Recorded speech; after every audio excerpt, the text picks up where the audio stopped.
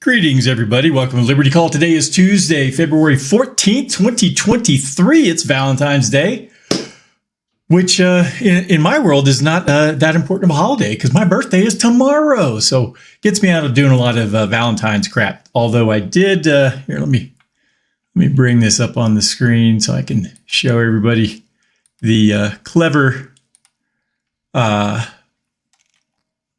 thing I sent my wife. Let me shoot this over here. Hang on a second.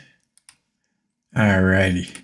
Yeah, this is the Facebook message I gave my wife. You make my heart stop. How sweet. Anyways, a little humor in there for to get us started today. So, like I said, hope everybody's having a fantastic Valentine's Day. Markets, not so great.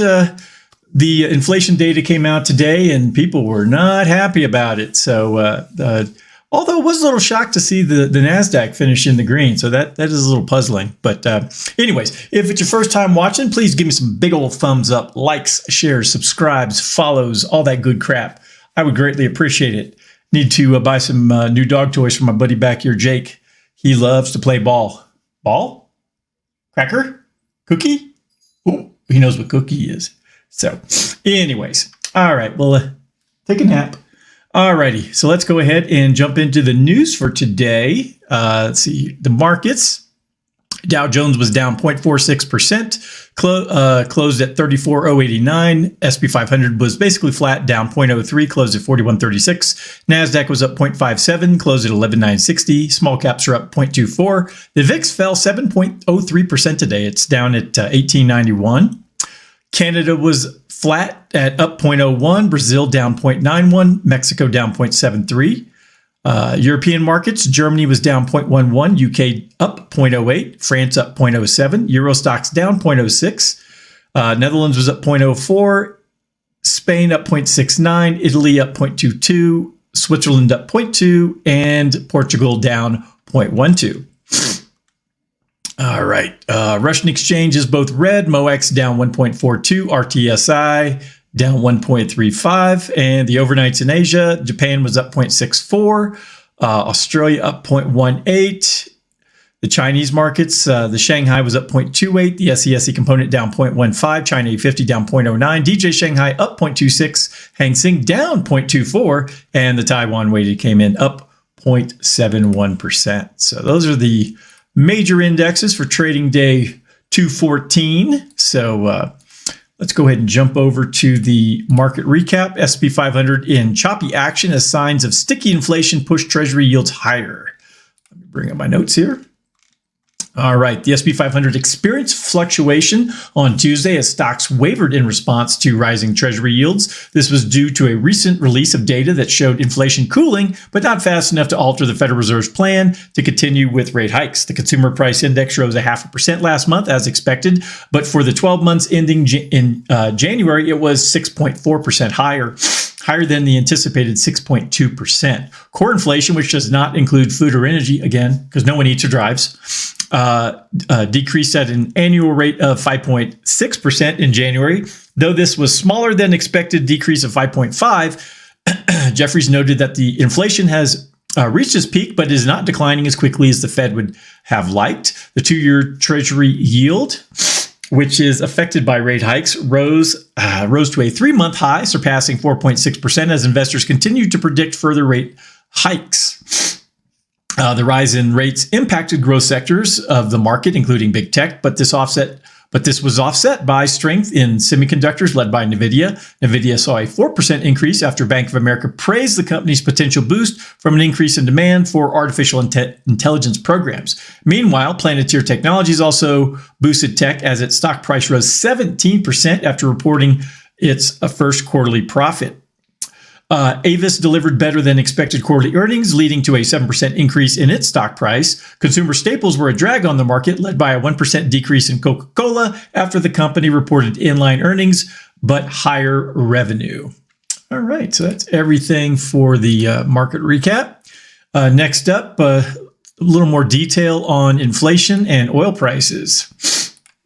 All right. Oil prices took a pause on Tuesday due to news of stickier than expected U.S. inflation and the Biden administration is planning to sell another 26 million barrels of oil from the U.S. Emergency Oil Reserve. This came after a week-long rally in crude prices driven by production cuts announced by Russia and increased demand from China after the end of COVID-19 curbs.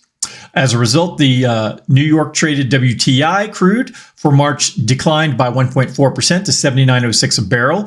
London traded Brent crude was down 1.2% to 85.58 cents per barrel. The rise in U.S. inflation, which reached 6.4% in the 12 months through January, raised questions on the Federal Reserve's comfort level in continuing to taper rate hikes. This led to some analysts to question if the central bank is getting anywhere near its long-term held target of 2% inflation. The increase in the yield on the 10-year U.S. Treasury note also added to concerns. Meanwhile, the Biden administration's decision to draw 26 million barrels from the Strategic Petroleum Reserve is part of a previously congressionally mandated sale. So I know I saw some headlines about that in the last day or so, and people were getting all hot and bothered about it. Frankly, is it a great idea to use up our reserve on these sort of things? Probably not, but we have idiots who run the government, so it's not really shocking. All right, last article. Big tech bounces, but bonds unloved as CPI breaks the hearts of Fed pivot fanboys. And what they mean by that is people have been cheering, and I know I pointed this out a lot over the last year, of when the Fed is going to pivot from raising rates to lowering rates and start printing money again like wildfire. So that's what they mean by breaking the Fed pivot fanboys' hearts, is that inflation isn't going anywhere anytime soon, just based upon the data. And I mean, the government makes these reports. So I know they've tried to adjust how inflation is measured with this the first report for 2023. I went through that last month. You can go back and find the video where I covered that.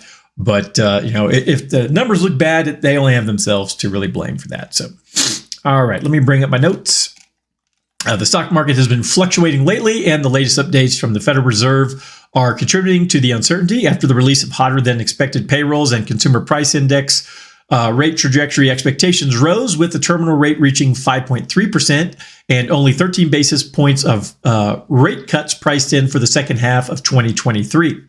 Goldman Sachs noted that the move lower in inflation towards the Fed's target may be more gradual than what markets have priced in, and that this may result in higher for longer rate environment. Gee, who's been saying that? This guy right here. I've been saying that for quite a while. Which is counter to what the market is currently pricing in. Fed speak also failed to provide any reassurance, with officials such as Richmond Fed's Barkin, Dallas Fed's Logan, Philly's Fed's Harker, New York Fed's Williams, all indicating that the Fed still has work to do in controlling inflation levels. JP Morgan CFO Jeremy Barnum added to the bearish outlook by warning that Q1 investment banking revenue would be down about 20% year over year. Well, that's not good for them. With the Q1 central case for markets being, quote, a little worse. This, combined with the high inflation levels and potential hot retail sales tomorrow, is causing some concern among investors. Treasury yields across the curve rose, with short end significantly underperforming, and the yield curve 2 to 10 year is now at its most inverted since October of 1981.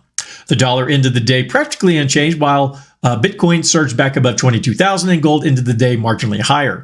Oil prices ended lower due to demand fears, and the last time stocks or the S&P were this expensive relative to two-year bonds was around March of 2001, which did not end well for stocks at that time. So if anyone was in the investment markets at that time, they know what happened when the dot-com bubble burst. It was a big old mess. And then 8 years later, we had another one with the financial or the mortgage meltdown. And I'm just curious to see what's going to happen this time. I mean, how far the market's going to collapse? Is the Fed going to go out of business? Is the federal government going to collapse? We can only hope and free those of us who are tax slaves to this corrupt government. Eventually we'll be freed from our bondage and have all the welfare recipients off our off our books. I'm not sure what's going to happen with all the welfare recipients, the people who have do-nothing jobs for the government and all the people just collecting welfare to eat and live.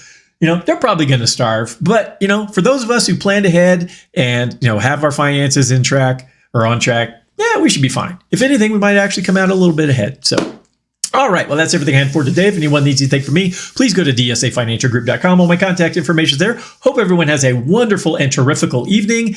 Take your wives and girlfriends out for a nice dinner, and talk to you guys next time. Adios.